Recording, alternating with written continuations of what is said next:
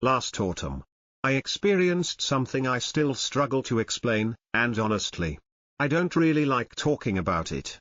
But maybe putting it into words will help me make sense of what happened. It started innocently enough, four of us, me, my girlfriend Emma, and our friends Josh and Sarah, decided to rent a cabin deep in the woods for a weekend escape. None of us had ever been that far from the city before. But the listing promised peace, nature, and a much-needed break from our phones and emails. The nearest neighbor was supposed to be miles away, and the only way in was down a narrow gravel road that twisted through endless pine trees. We arrived in the late afternoon. The place was older than the photos had let on, all creaking floorboards and peeling wallpaper, but it felt cozy in its own way. By sunset, we'd built a fire in the hearth, played board games, and let the stress of work melt away.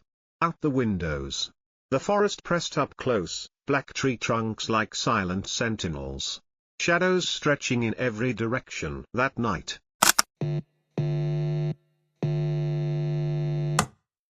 the power went out. It was sudden. 1 second we were talking. The next, the lights cut off with a heavy click. The fire sputtered, leaving the room washed in uncertain orange. Our phones had barely any signal, and no one could get a flashlight to work, just the unreliable, flickering light from the fire. We tried to laugh it off, but a strange heaviness settled over the room. That's when we heard the first sound.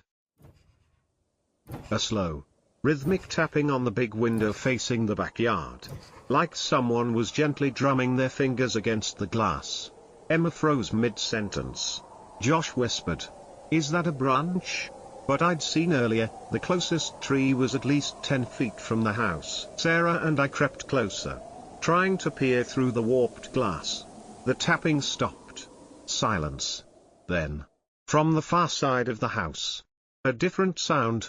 Shuffling footsteps circling the deck, crunching softly on the wet leaves. I can't explain how unsettling it is to hear footsteps that don't belong to anyone in your group. You try to tell yourself it's an animal, or the wind, but you know in your gut it isn't. The footsteps paused just outside the kitchen window, so close that I felt I could almost see a shape lurking in the darkness. Then, suddenly, a child's laughter, a high, breathy giggle, echoing faintly from the woods beyond the yard. There were no children in our group. No children anywhere nearby. We sat huddled together, barely daring to breathe, listening to the strange, choked laughter drift in and out between the trees. Every so often, the tapping would resume on a different window. Once, someone, tried the handle on the back door.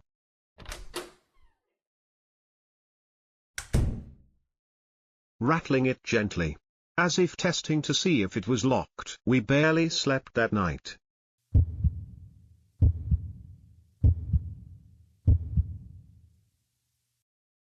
Jumping at every sound, our nerves fraying with each creak of the old house. At some point, Emma whispered that she could hear breathing outside the bedroom window, slow and deliberate, like someone waiting for us to open the curtains. When morning finally came, the world felt eerily normal. The power was still out, but the pale sunlight made the night seem almost impossible, like a bad dream. Then Sarah noticed something that made my stomach drop. On the kitchen window, where we'd heard the tapping, were dozens of small, grimy handprints. They were too small to belong to any of us, and some were smeared, as if whoever, or whatever, had pressed their face against the glass. Peering inside, we checked every window. The same prints, clustered in groups of 2 or 3, all just below the sill, as if small children had circled the cabin in the dead of night, watching us from every side. No one said it out loud, but we were terrified. We packed our bags and left before breakfast, driving back to the city in near silence. A few days later, curiosity got the better of me.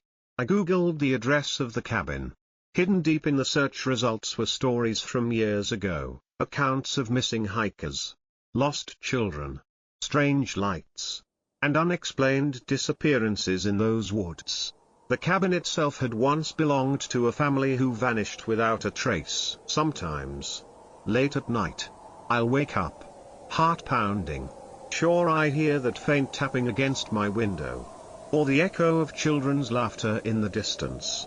I tell myself it's just the wind, but I've never gone back to the woods. And I never will.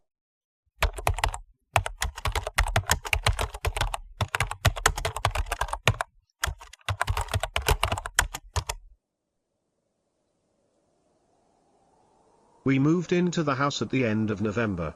It was in a quiet suburb. The kind of place where people waved at you from their driveways and the only real noise was the distant hum of traffic on the highway. For my wife and me, it seemed perfect, safe, uneventful. The right place to raise our daughter. The first couple of weeks passed in a blur of unpacking and settling in. By December, the winter had settled over everything, and the neighborhood seemed even quieter under the weight of cold, still nights. Maybe it was the silence, or maybe it was because we weren't used to sleeping in a new house. But both of us started feeling uneasy after dark. Sometimes we'd hear creaks and clicks in the walls, and our daughter started insisting on a nightlight, claiming she didn't like the shadows outside her window. To help us feel safer, I decided to install security cameras around the outside of the house. Nothing fancy, just a few motion-activated cameras covering the front yard, the back gate, and the driveway. At first, it was reassuring. Every morning, I'd check the app on my phone and see nothing but the normal, the occasional stray cat, raccoons rummaging near the bins, maybe a car's headlights drifting across the lawn. Then, one night in January, something changed. It was a Tuesday. Around 3:12 a.m., I was woken up by a soft ping on my phone. The motion detector had picked something up in the front yard. I almost didn't check, it was probably another animal. But for some reason, half asleep, I opened the video anyway. That's when I saw him. A man, tall, thin, wearing what looked like a long, dark coat, was standing at the very edge of the front yard, directly under the camera. He wasn't moving.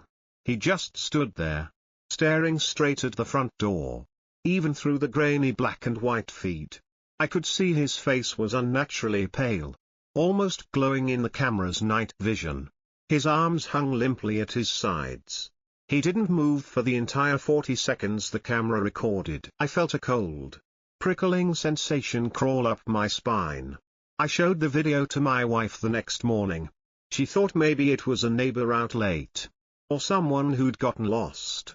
I wanted to believe that too. But the next night, it happened again. Exactly 3:11 a.m. this time. The same man, same spot, same blank stare at our door. No footsteps, no sound, no attempt to come closer. Just that silent, motionless figure. By the third night, I was terrified to fall asleep. I sat up, clutching my phone, waiting for the notification. 3:10, 3:11, 3:12. Ping. I watched him on the screen, closer this time. Maybe a step or two nearer to the door. His head tilted slightly, as if he was listening to something inside.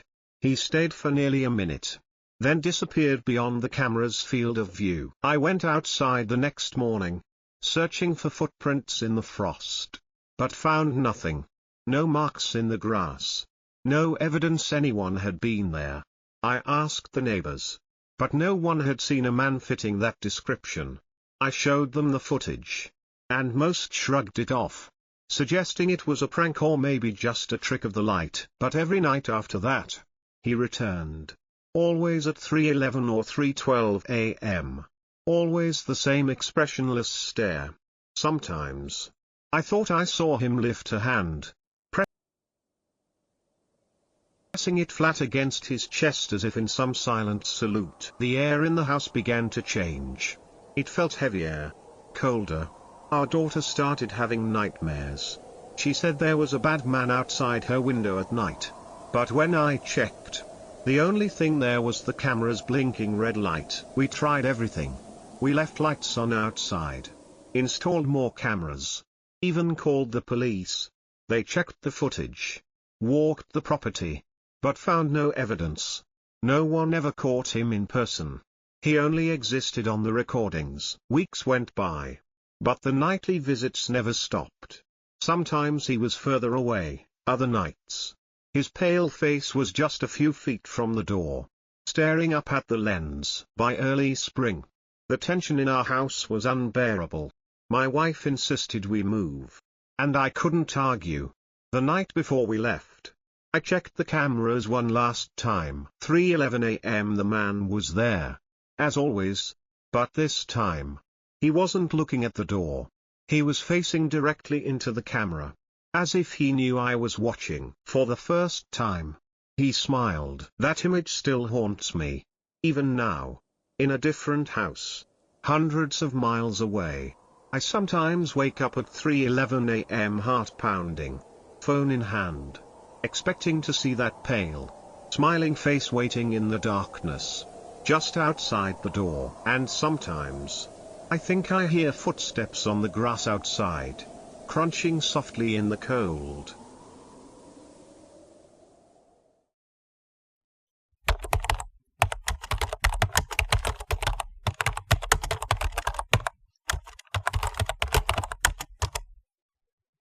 I want to tell you about something that happened to me years ago, something I still don't understand. And probably never will. Sometimes I wonder if it was all just a dream. A trick of memory. Or maybe something much darker. But the feeling I get when I think about it, the cold, crawling sense of being watched, has never gone away. I spent most of my childhood summers at my grandmother's old house in the countryside. It was a sprawling, creaky place, surrounded by tangled trees and fields, with an attic so cluttered that even the adults seemed to avoid it. The house always smelled faintly of mothballs, sun-warmed dust, and something sweet and rotting beneath the floorboards. I must have been 7 or 8 when it happened. One hot afternoon, bored and restless, I snuck away from my cousins and went exploring.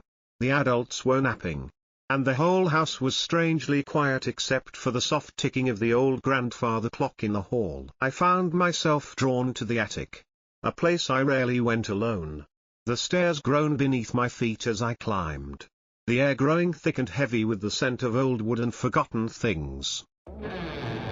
When I reached the landing, I noticed something I'd never seen before, a narrow door, almost hidden behind a tall stack of boxes and dusty suitcases. The door wasn't locked, just stiff from disuse. It took a few shoves to budge it open. And when it did, a thin shaft of sunlight slipped in, illuminating a tiny room I'd never known existed. The room was small and oddly shaped, with slanted ceilings and walls covered in faded, peeling wallpaper. A thick layer of dust blanketed the floor, undisturbed except for my own footprints. At the far end stood an old, ornate mirror, much too large for such a cramped space. Its glass clouded and warped with age. I remember feeling uneasy the moment I stepped inside. But curiosity won out. I made my way to the mirror, watching as the dust motes danced in the light. I stood in front of it and looked at my own reflection. For a moment, I thought it was just me, until I noticed a shape behind me in the glass. It was faint at first, almost like a smudge. But as I stared, it began to sharpen. A child, pale, with dark, tangled hair and deep, dark eyes. He stood a few steps behind me, expressionless, just staring. I spun around, heart thudding, but the room was empty. When I looked back at the mirror, the boy was gone. Only my wide, frightened eyes stared back at me. I ran from the room as fast as I could, barely remembering to close the door behind me. For days afterward, I had trouble sleeping. Every time I shut my eyes, I saw that boy, his eyes fixed on mine, unblinking, as if waiting for something. I tried to tell my grandmother, but she just smiled and patted my head. We all have strange dreams in this old house, she said. Nothing to be afraid of. But it didn't feel like a dream. I avoided the attic after that, refusing to go up there even when my cousins dared me. Sometimes, late at night, I'd hear soft footsteps creaking above me, or the faintest whisper, almost like someone calling my name. Years went by. I grew up, left home, and tried to forget.